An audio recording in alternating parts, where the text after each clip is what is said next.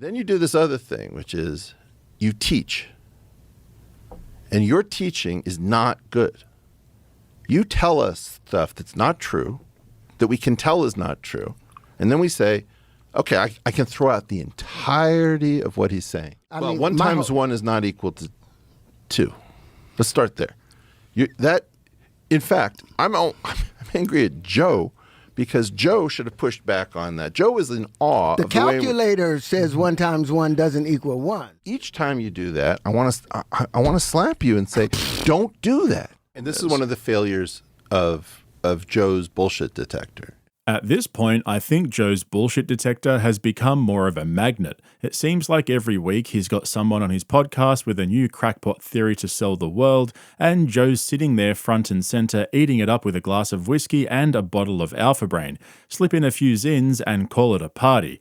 But it's no secret why he's sticking to this formula, right? Terrence Howard's first appearance has over 10 million views just on YouTube alone, and the couple of days since his second appearance has been up, it's gone over 5 million views already. It seems like we can't get enough of the conjugal waves he's putting out to the universe. This time around, though, Terrence wasn't alone. If you don't know who Eric Weinstein is, stick around because I'm going to give you his full background so you can understand what's really going on here. But first, let's take a look at some of the stranger moments from the episode before we go balls deep into one of the most eye-opening conversations I've seen on JRE in a while.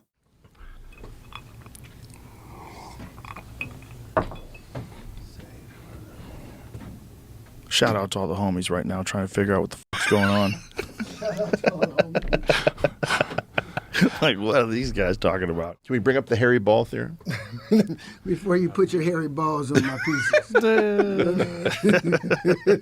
This thing that you created is based on an error. And it's a beautiful error. And I think people are just not going to grasp it. What's the error? The error is that the arc cosine of minus 1/3 is not equal to 3/5 pi. Garlic makes my feet stink. Okay.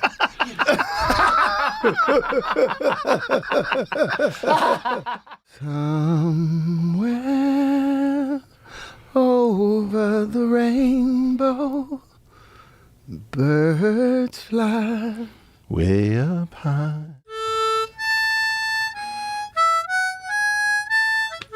I feel like I'm in a boxcar. What are we doing here, B? And so as a consummate podcast listener, let me lay this all out for you. First of all, who is Eric Weinstein? Well, he's actually a super smart guy. He graduated from University of Pennsylvania with a Bachelor of Arts in Mathematics and went on to complete a PhD in mathematical physics from Harvard. However, he never actually held a traditional academic position. He was a visiting fellow for short periods at MIT and the Hebrew University of Jerusalem, but his main work was as a financial analyst and consultant, which led him to become managing director at investment fund Teal Capital. So, the first important thing to note here, which Eric admits several times during this episode, is that he isn't an academic, and he hasn't been involved with academic institutions for decades. Basically, he's not part of the academic establishment like, what's his name again? You know, the guy with the hat and the long sleeves. Oh, Flint Dibble. Wasn't it Flint Dibble? That's pretty hot. Flint Dibble? What kind of name is that? He's an archaeologist. Flint Dibble. That's the one, Flint Dibble. Fun fact, that's his real name. Anyway, you've probably also heard of Eric's brother, Brett Weinstein, who is one of the biggest pandemic grifters, in my opinion. Him and his wife have the Dark Horse podcast, which has turned to shit since they've run out of talking points. But you may recall he blew up after the Evergreen State College controversy in 2017, which coincidentally was the same year he made his first of many appearances on JRE. Now, there's a reason I'm giving you all of this background up front, because towards the end of this video, I'm going to tie it all up for you and make sense of it. As for Terrence Howard, if you don't know who he is, you can check out my previous video covering his first appearance on JRE, where I go through his background as well as various other important details. You may also remember, if you've seen that video, that Neil deGrasse Tyson actually published a response here on YouTube to some of the claims Terrence made about him on JRE.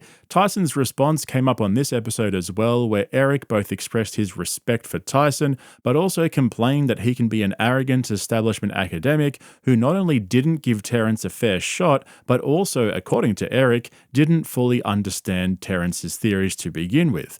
Now, a couple of more things just quickly. Rogan didn't reach out to Eric to have him on with Terrence. Eric was the one who reached out to Rogan with the idea of doing a response podcast with Terrence. And so after all of Eric's waxing lyrical at the beginning about how shocked he was at the response to Terrence's first appearance and criticism of Neil deGrasse Tyson, he ended up basically confirming everything Tyson was saying in his response video. So what started out as this coming together of minds to give Terrence an opportunity to really flesh out his ideas with a part-time mathematical physicist, once Eric realized that Terrence doesn't fully understand the basic theories that he's supposedly refuting, it slowly sunk in that it's all just riffing on horse shit, which is an actual quote from Eric. The irony is, Eric himself suffered from a similar response to his own theory called geometric unity, which he presented on JRE in 2021. But, like I said, I'll tie everything up at the end and show you exactly what I mean. For now, this is how it started. I wanted you to talk to someone who's had a deep education in it.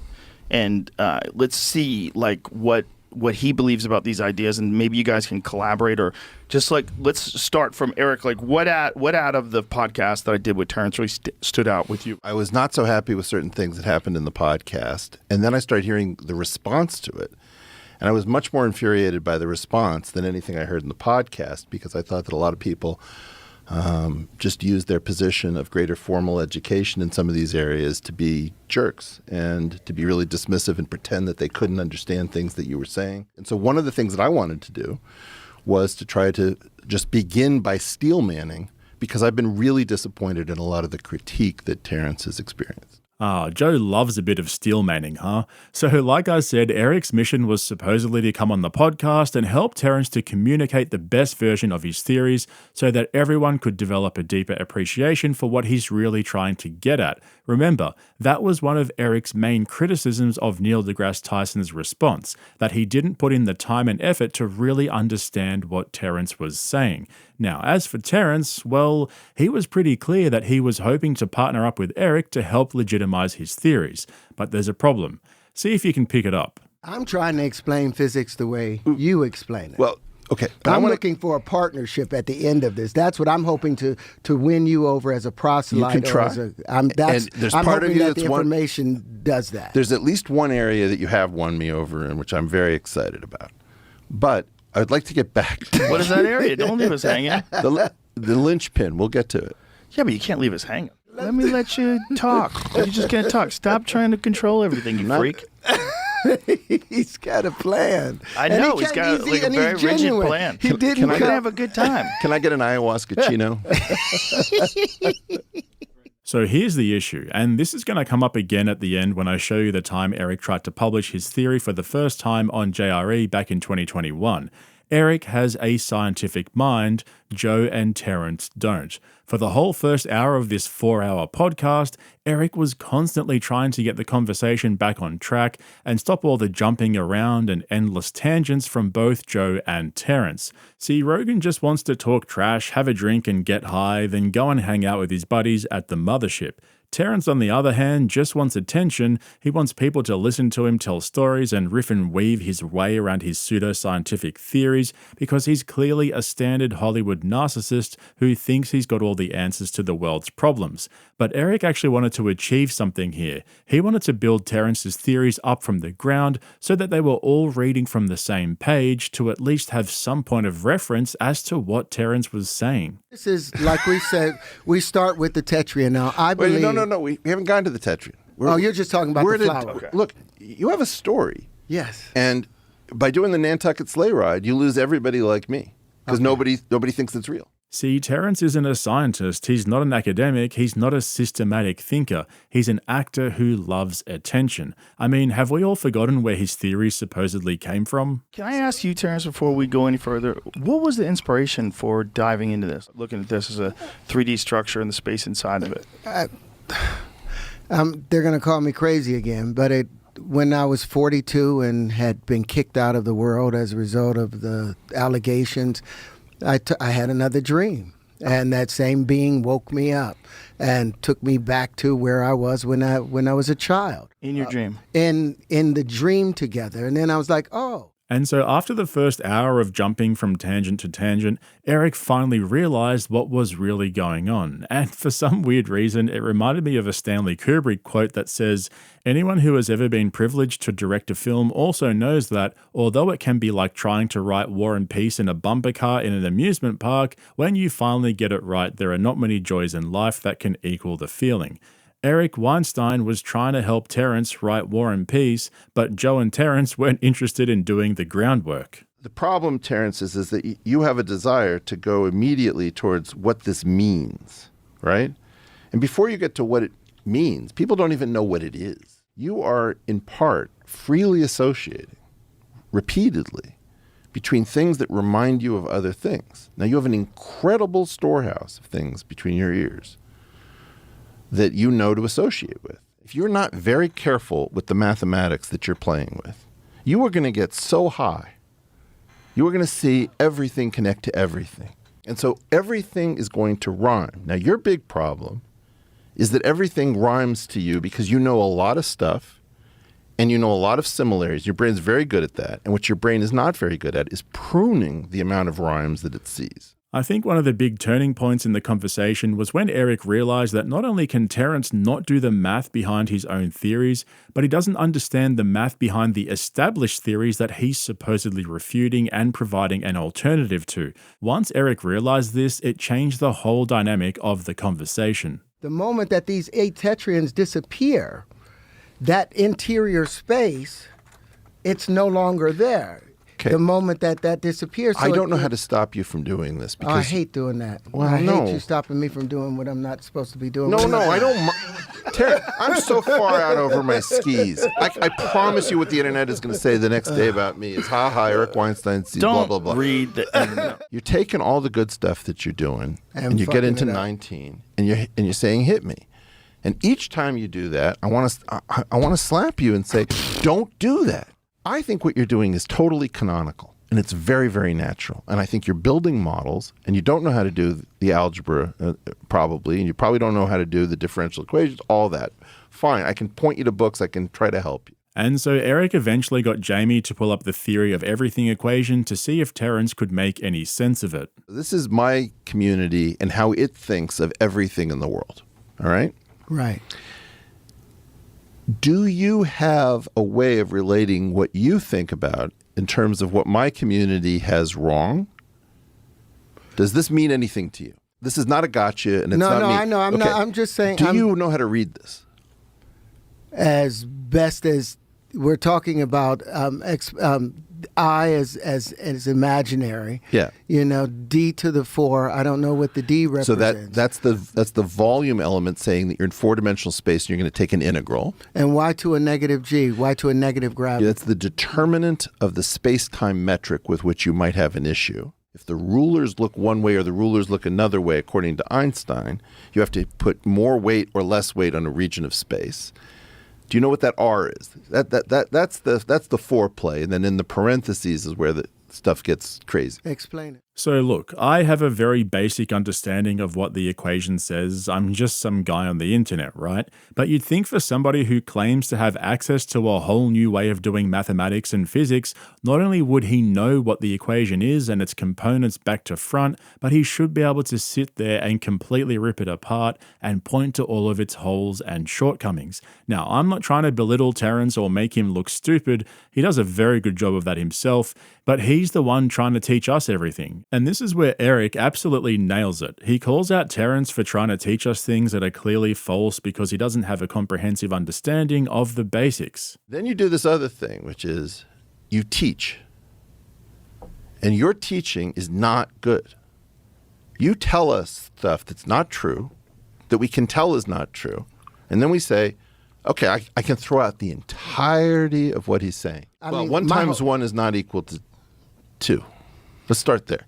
In fact, I'm angry at Joe because Joe should have pushed back on that. Joe is in awe The of the way calculator says 1 times 1 doesn't equal 1. There's a lot of wild shit I don't push back on if I'm not sure No, what that person's saying. I understand. That's why. But also because I know that people are going to eventually But respond Joe, to it. right now we've got a crisis where nobody knows what to believe. And unfortunately point. for you, I'm just saying you were there's in a bad spot because you wanted to have fun. You had a show and it got really big. Okay? That's No, why you're I'm here, just Big saying- Daddy. All right, there's so much going on there. First of all, like I was saying before, Terrence is trying to teach us things that are obviously false because he gets some of the simple fundamentals so wrong. That in turn paints everything else he's saying in the same light. If this guy truly believes that 1 times 1 equals 2, then he's clearly batshit crazy.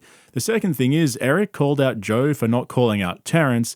This is going to come up again soon when I show you Eric discussing the problem with academia and peer review in general and why he thinks podcasts are so important to fill the void. Except here, Eric is saying that Joe did a crappy job of mediating the conversation.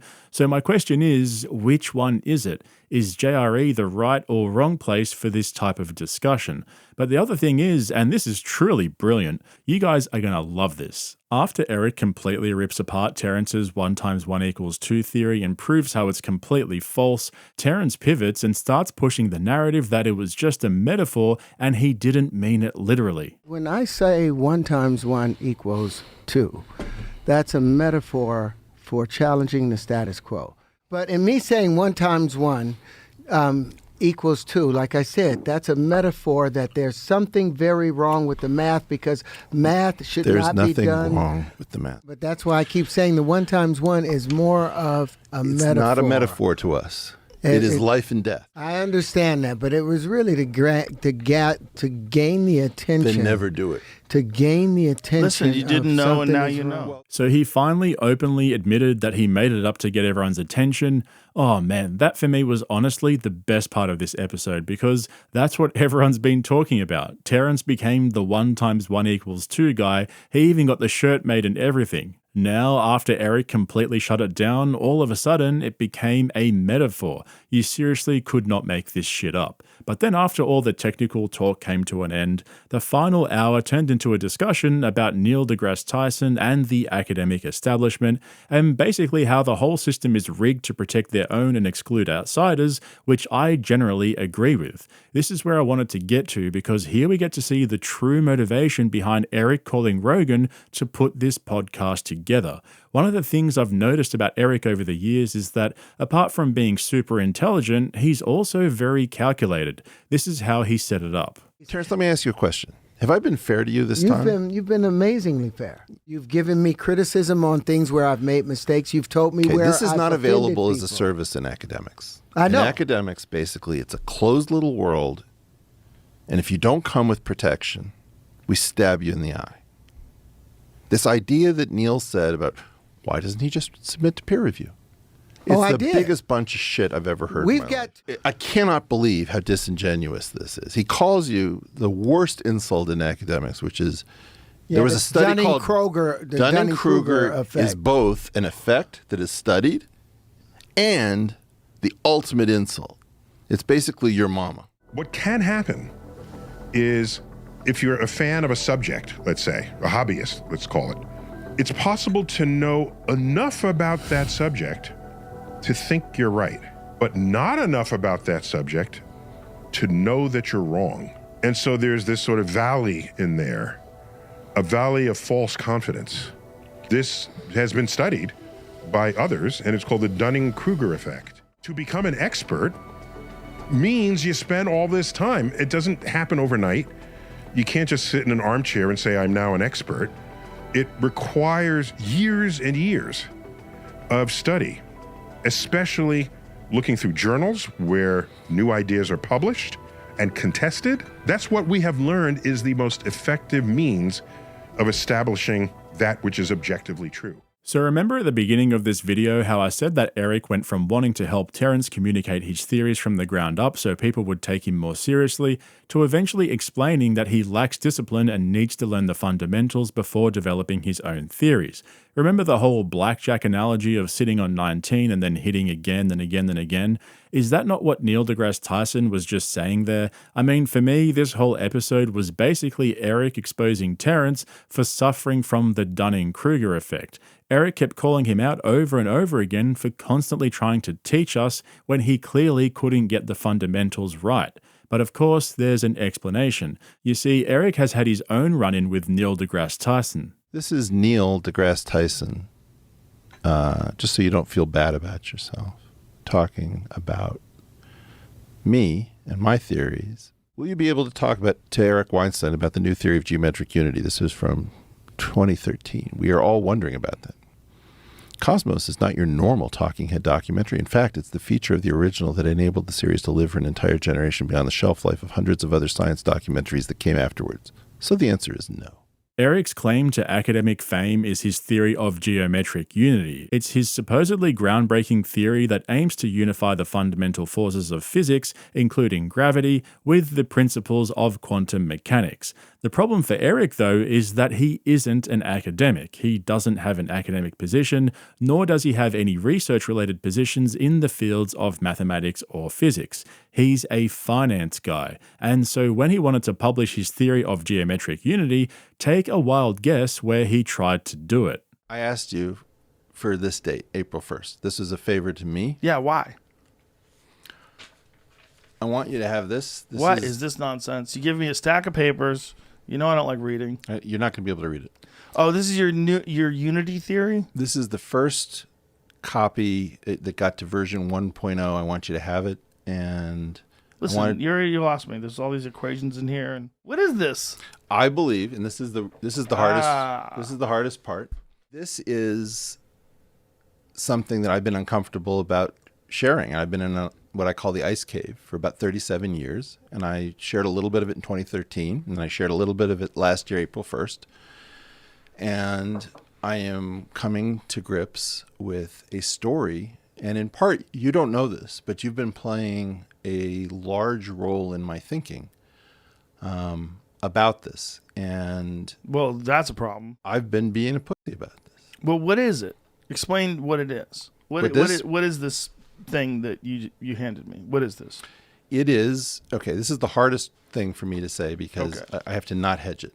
I think it's the theory of everything. I want you to boil this down so that someone who doesn't understand physics at all will understand this in a way that they could maybe even explain to someone else. Go to pullthatupjamie.com. Try pullthatupjamie.com.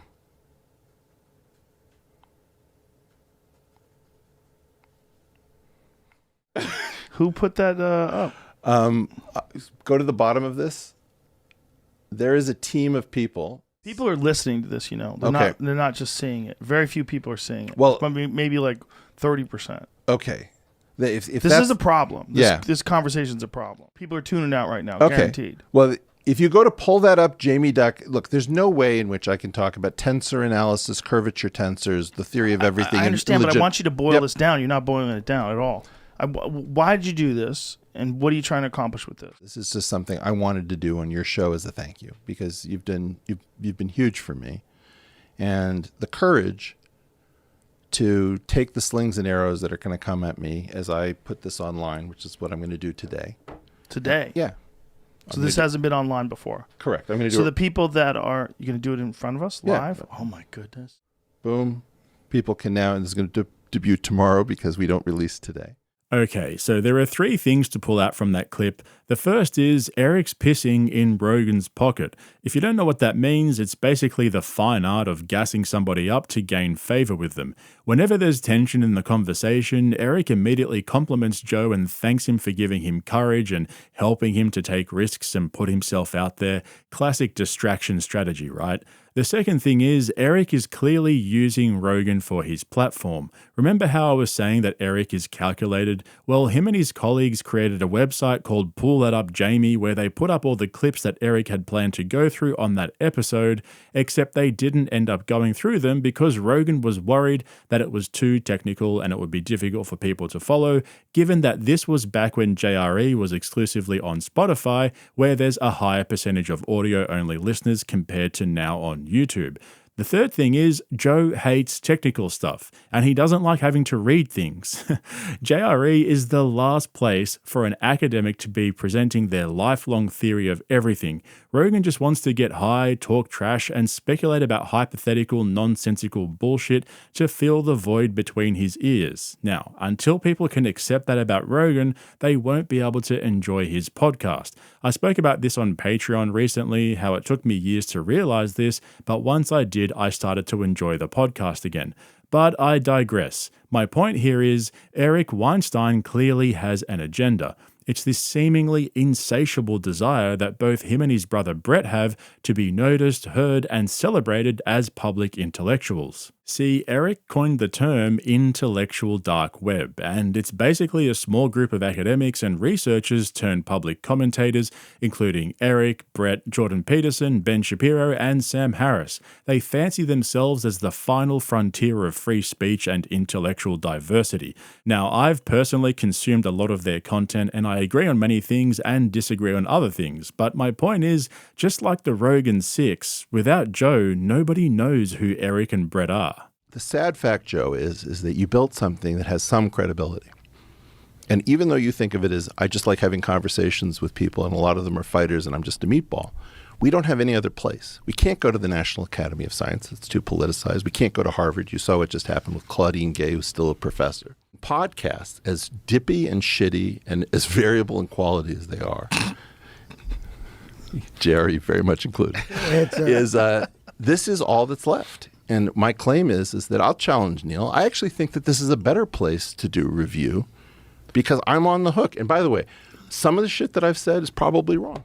So remember earlier on how I said there was a contradiction in what Eric was saying when he called out Rogan for not pushing back enough on Terrence, but now he's saying that podcasts, and JRE in particular, are the best places for these kinds of conversations. I think what he's really trying to say is that these conversations are important as long as he's there too. Don't forget, Eric's theory of geometric unity was widely ridiculed as being overly ambitious and having gaping holes in it. So then, in a sense, he's kind of in the same boat as Terrence, except he wears a suit, works for a venture capital firm, and has a PhD. But let me put it to you this way. We know Rogan has these guys on just to get clicks and entertain his audience. He doesn't actually care about the mathematics or physics because, like you just heard him say before, he hates reading and he hates equations. Terrence, on the other hand, he is basically the Dunning-Kruger effect in the flesh, and although he might have a flash of brilliance here and there, he clearly craves the attention and suffers from delusions of grandeur. And so Eric found a way to weasel his way into this conversation after he saw the traction that it was getting and figured it could be a good opportunity to get himself back into the spotlight. Now, don't get me wrong, I'm not saying Eric's a bad person or he's evil or anything like that. I just think it's interesting how all of this came to be, first with Terrence on JRE by himself, and then now with Eric as well. Rogan's podcast is so big now that it's almost impossible to see a normal, genuine conversation, and it's not just all the pseudoscience I'm talking about. Even with all the comedians Rogan has on there, half the time they're just kissing the ring to get that Rogan bump and a spot at the mothership, laughing and agreeing with everything he says. And I was thinking about this towards the end of the episode.